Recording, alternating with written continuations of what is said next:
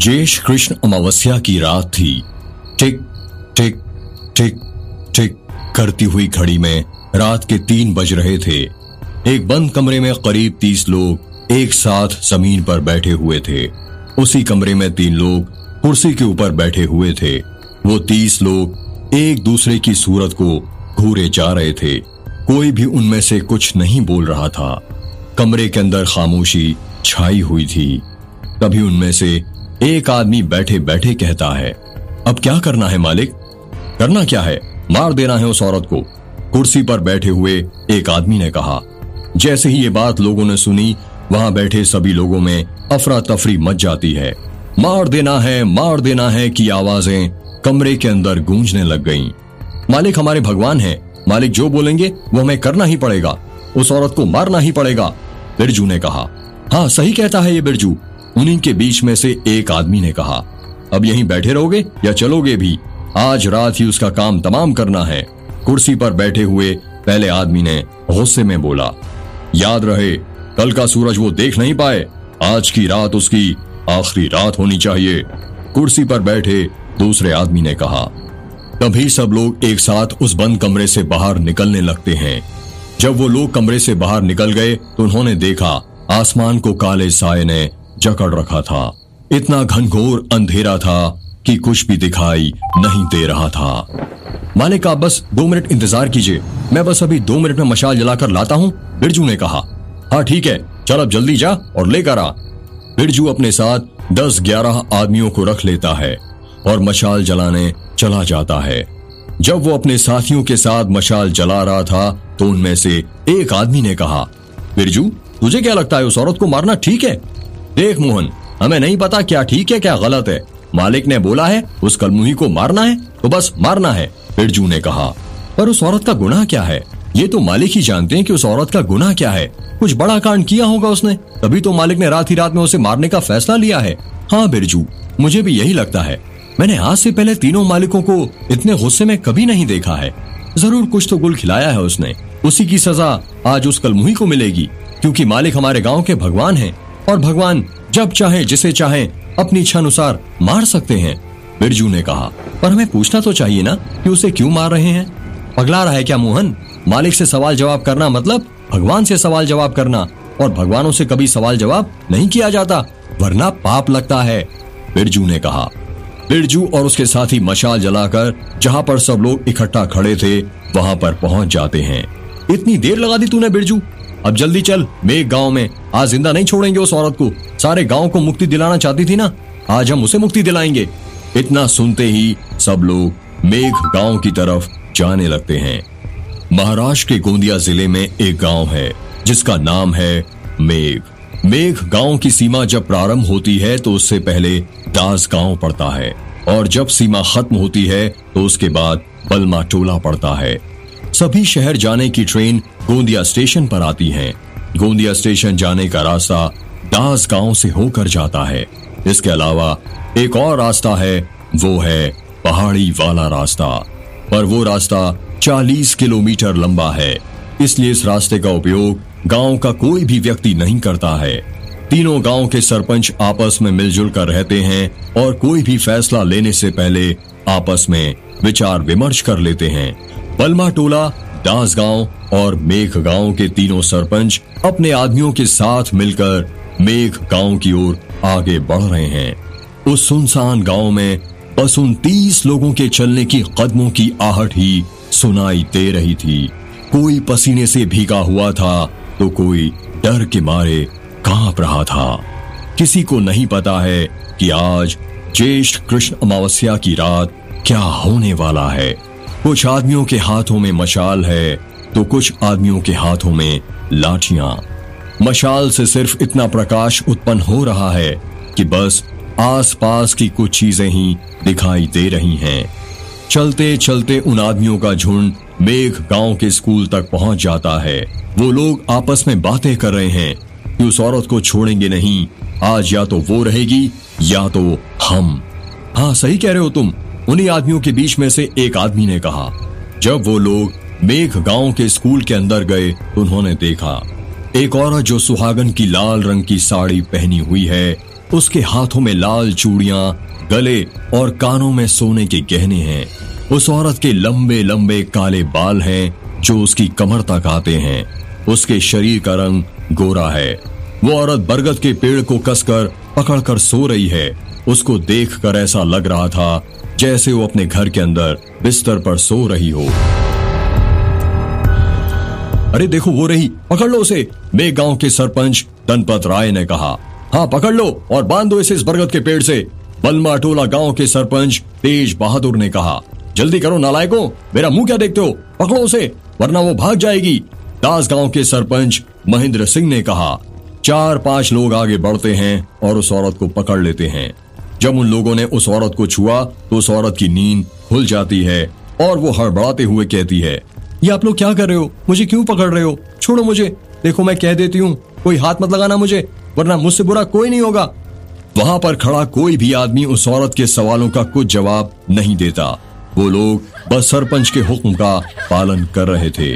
वो औरत बार बार बस एक ही सवाल पूछ रही थी कि आप लोग क्या कर रहे हो, क्यों पकड़ रहे हो मुझे। उसकी कोई भी बातों का जवाब नहीं दे रहा था कोई। अब इसे बस पकड़ कर ही रखोगे कि बरगद के पेड़ से बांधोगे भी, धनपत राय ने कहा। जल्दी करो नालायकों, तेज बहादुर ने कहा। सरपंच के आदमी रस्सी ढूंढने लग जाते हैं पर 15 मिनट गुजर जाने के बाद भी उन्हें रस्सी नहीं मिलती।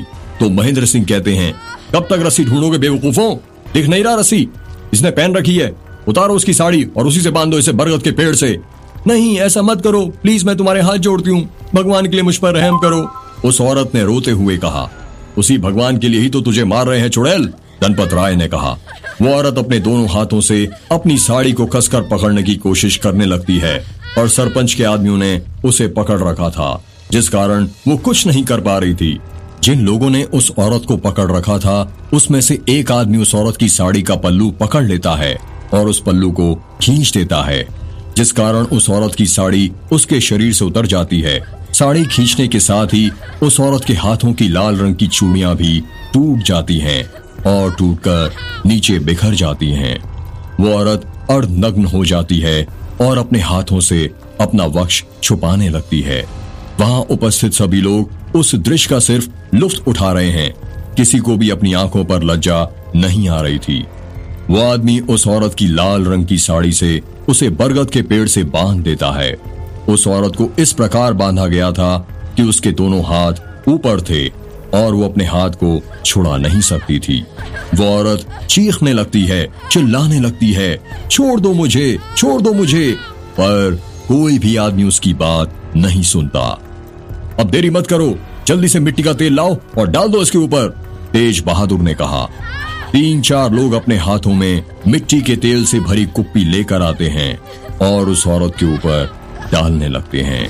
जैसे ही उस औरत के ऊपर मिट्टी के तेल की कुछ बूंदें गिरती हैं, वो चिल्लाने लगती है और कहती है, ये क्या कर रहे हो तुम लोग, ऐसा मत करो, रुक जाओ प्लीज, रुक जाओ। पर वो आदमी नहीं रुकते और उस औरत के ऊपर मिट्टी का तेल डालने लगते हैं। वो औरत पूरी मिट्टी के तेल से भीग चुकी थी। वातावरण में मिट्टी के तेल की गंध महकने लगी थी। वो औरत मिट्टी के तेल से भीगा हुआ अपना गोरा बदन देखकर डरने लगती है और रोने लगती है। मिट्टी के तेल और उसके आंसुओं में कोई फर्क नजर नहीं आ रहा था। उस औरत के साथ साथ बरगद का पेड़ भी मिट्टी के तेल से भीग चुका था। वो औरत तीनों सरपंच से अपनी जान की भीख मांगने लगती है, पर वो तीनों सरपंच इतने निर्दयी थे कि उस औरत की एक बात नहीं सुन रहे थे। छोड़ दीजिए सरपंच जी मुझे, उस औरत ने रोते हुए कहा। तुझे छोड़ दें, पागल हो रहे हैं क्या, हम तो तुझे मुक्ति दिला रहे हैं इस दुनिया से, महेंद्र सिंह ने कहा।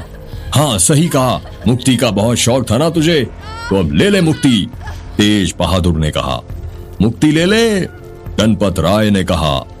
जिन मशालों का उपयोग वो लोग कुछ देर पहले रोशनी के लिए कर रहे थे, अब उसी मशाल से वो उस औरत को जलाने की तैयारी कर रहे थे। धनपत राय अपने हाथ में एक मशाल लेता है और तेज बहादुर एवं महेंद्र सिंह से कहता है, आइए आप भी अपना एक एक हाथ इस मशाल में लगाइए और इस शुभ काम में अपना सहयोग दीजिए। तेज बहादुर एवं महेंद्र सिंह आगे बढ़ते हैं और उस मशाल को पकड़ते हैं। तीनों सरपंच अपने हाथों में एक ही मशाल पकड़कर एक साथ बरगद के पेड़ की तरफ बढ़ने लगते हैं। जब वो तीनों बरगद के पेड़ के पास पहुंच जाते हैं तो वो औरत रोने लगती है और कहती है, दया कीजिए मुझ पर और भगवान के लिए ऐसा अनर्थ मत करिए। दया और तुझ पर? थू!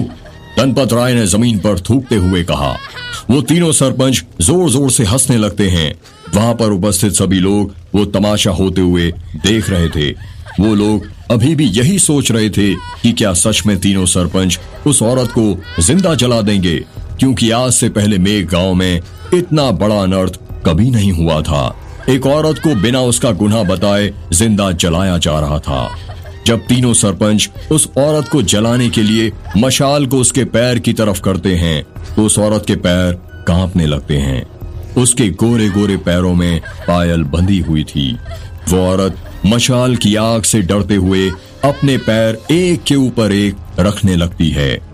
उसके पायल के बजने की आवाजें आने लगती हैं, छन छन छन। तीनों सरपंच उस औरत को अग्नि के हवाले करते हुए एक साथ एक आवाज में कहते हैं, साधु और मशाल उस औरत के पैर की तरफ बढ़ा देते हैं।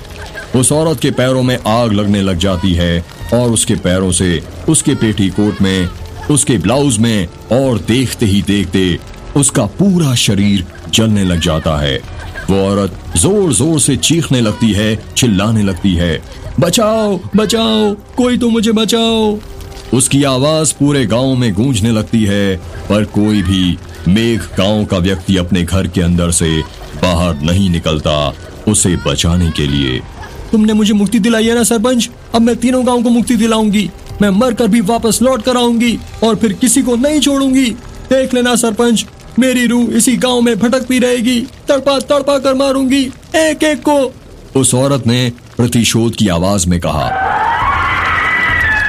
उस औरत का गोरा बदन जलकर काला पड़ने लगता है। हवाओं में उसकी साड़ी के चीथड़े उड़ने लगते हैं। वहां पर खड़े लोग ये देखकर सदमे में पहुंच जाते हैं।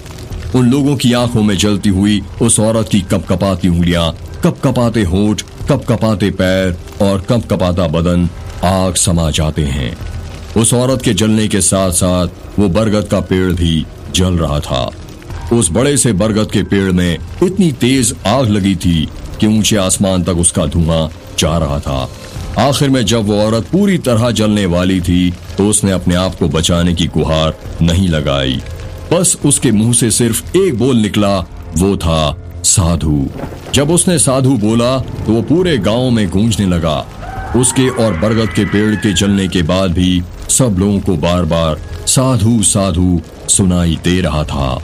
उस औरत के साथ वो बरगद का पेड़ भी जल गया था। उस पेड़ की जड़ें और सिर्फ थोड़ा सा तना ही बचा हुआ था और वो भी काला पड़ गया था।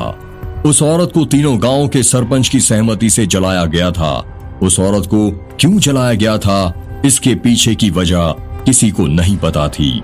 इसके पीछे की वजह सिर्फ वो तीनों सरपंच ही जानते थे। तीनों गांव में से किसी भी गांव वाले में इतनी हिम्मत नहीं थी कि पूछ सके आखिर उस औरत को क्यों जलाया गया था।